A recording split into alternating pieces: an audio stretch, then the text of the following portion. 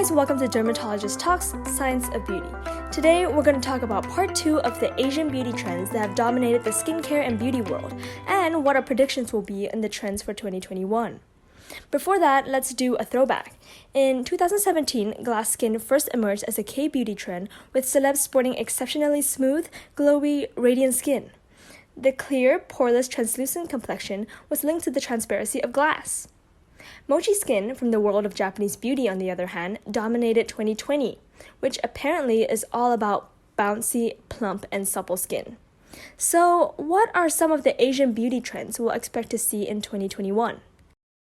I do think that glass skin and mochi skin, which were very popular in 2019 and 2020, are trends that are here to stay in 2021. Individuals are always wanting to have a smooth, poreless appearance of the skin. I do think that is one of the commonest requests that men and women have now. And especially in Singapore's climate, where we are more predisposed to acne and greasy skin because of the humidity, the tropical heat that increases the growth of bacteria.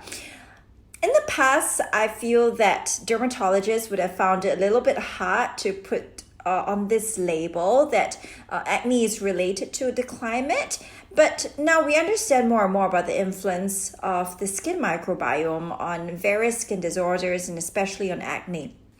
For example, we have known for a long time that Propionibacterium acnes is the causative organism in individuals who suffer from acne. Furthermore, people who have acne are also prone to getting secondary bacterial infections.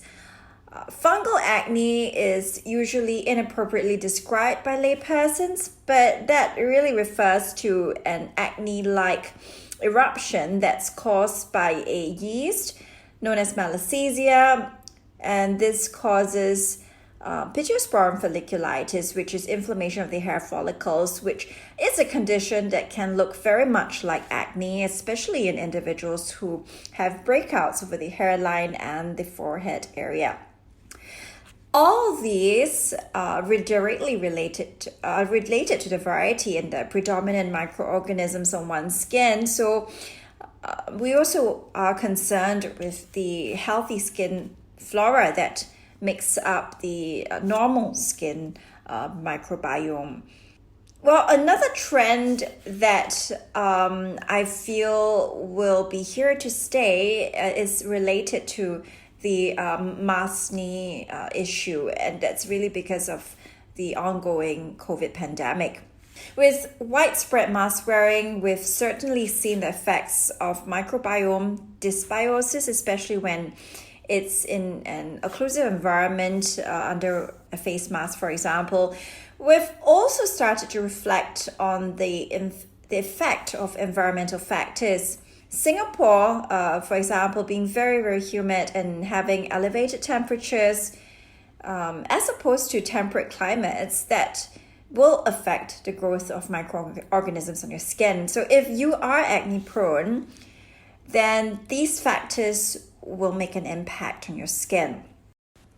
Can you tell us what the difference between mochi skin and glass skin is? One of the trends we've seen a lot of is the glass and mochi skin phenomenon. Let me share a little bit about the differences between glass skin and mochi skin. I think that 5 years ago, if you had asked me whether this was just a fad, I probably would have said that yes, it was a fad and it wasn't a very realistic goal. However, because of our increased knowledge of cosmeceuticals, mainly from the Korean cosmeceutical and biotechnology industry and the academic research that's going on in the universities there, I think right now we realize that there are a lot of molecules in this respect that can assist in creating this sort of complexion. And the truth is, A lot of women in Korea have this sort of glass skin and mochi skin, and it's not only due to the cosmetic procedures such as lasers that they are doing. The difference, between glass and mochi skin is also quite interesting. Mochi skin is supposed to be matte, while glass skin gives a dewy and glowy appearance. I feel that something which is inherent in both glass and mochi skin is the health of the skin barrier. So if we are examining a trend from the perspective of, something that comes and goes, something which is not sustainable, then I feel that there are a few things to address in this kind of labeling of the different types of skin that you can have. However, if you're viewing it as a reflection of a true dermatological principle, in this case, we're talking about the barrier function being healthy and hence giving rise to this sort of appearance of skin, then it's more than a trend, and it's sort of a skincare awakening or revelation. Well, I see. In the same vein, what are some tips to achieve glass or mochi skin? Molecules that can help you achieve a glass skin appearance, which can also be incorporated into CC creams and foundation, would be hydrating molecules. Hyaluronic acid, we're familiar with that, but beyond that, I have been using polyglutamic acid-based mists and serums in my skincare formulations, and I think these work very well in our tropical climate. The science behind this is essentially that polyglutamic acid is a large molecule, and it actually holds 5 times more water than hyaluronic acid. By virtue of the fact that the molecule just sits on the skin, and it's also a humectant, reducing transepidermal water loss, it can result in improved appearance of your skin pores. For mochi skin, I feel that there is an element of a mattifying effect on the skin with the use of sebum regulators. For example, we have been using zinc in a textile cosmeceutical in our zinc cool mask under the biomaterials arm. Topical zinc has also been used as an anti-inflammatory agent for the adjunct treatment of acne and also for its ability to regulate sebum. All of that in total can interfere with the physiological functions of skin and give rise to a certain appearance that can be desirable. The key thing with science is that you really need to keep an open mind. And Asian developed cosmeceutical ingredients have really seen a huge jump in terms of the quality as well as the different ingredients, the quantity that are being discovered, and it's with evidence that's been gathered from the research institutes as well. Something which I would have said no to 5 years ago, I would change my mind right now because I've actually seen it. Now, a lot of the Western, dermatologists, those practicing in Europe or US, who are still relying on traditional cosmeceuticals like retinoids, hydroquinone, the alpha hydroxy acids, salicylic acids. Now, they may be a lot more skeptical, and also because of the accelerated photoaging process in certain skin types, phototypes 1 and 2. But something that we are really seeing that's possible in an Asian person, and also with the right kind of cosmeceutical skincare, is a dewy, glowy complexion, and that can also be achieved with the use of correctly formulated foundations and CC creams with these hydrating molecules. Furthermore, there is an increasing body of evidence which points towards these active ingredients especially botanicals that are used with the antioxidant properties as well, in what is popularly marketed as anti-pollution skincare.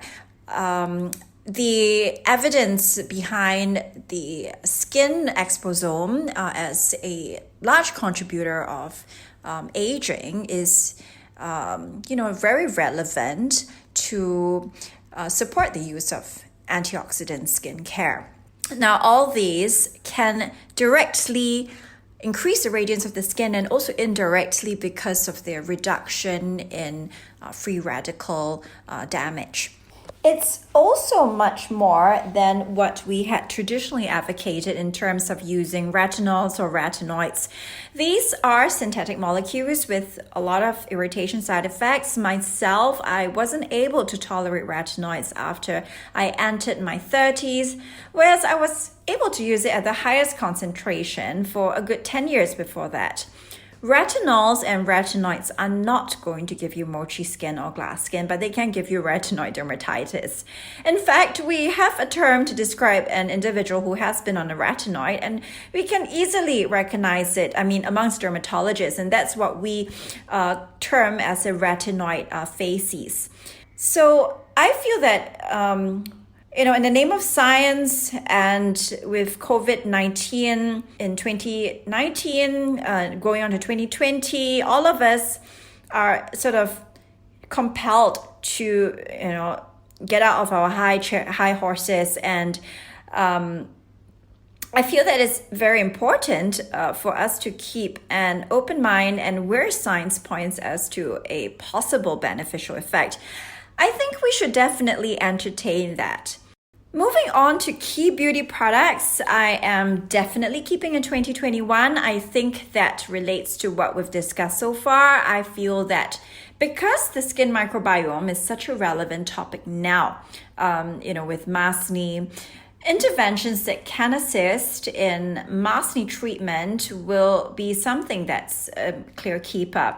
Botanical anti-inflammatory active ingredients are far more appropriate for the treatment of masni than benzoyl peroxide, salicylic acid, the outdated use of tea tree oil, or even traditionally prescribed retinoids. These used for acne treatment, but it's only going to cause increased irritation side effects under the occlusion of a face mask. Topical antibiotics have been used in the treatment of acne as well, but it's well known to cause bacterial resistance. So this is very significant given that masni is going to rise in incidence. And if there is widespread use of topical antibiotics for the treatment of masni, then it's going to contribute towards the development of antibiotic resistance worldwide.